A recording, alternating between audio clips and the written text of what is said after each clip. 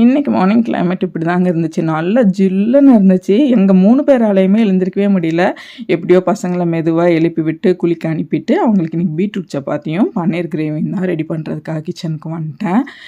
கல்யாணத்துக்கு முன்னாடிலாம் வந்து பார்த்திங்கன்னா என்னோடய அம்மாவும் சரி பாட்டியும் சரி நாங்கள் 3 பேர் அக்கா தங்கச்சிங்க. எங்களை வந்து மேல் வேலையெல்லாம் வீட்டில் இருக்கிற வேலையெல்லாம் வாங்குவாங்க.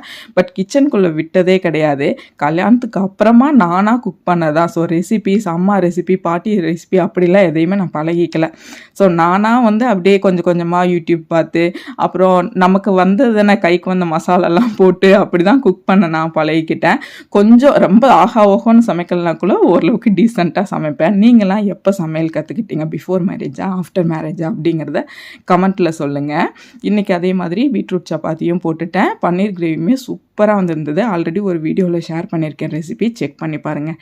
எல்லாம் பேக் பண்ணி பசங்களை ஸ்கூலுக்கு அனுப்பிட்டேன்.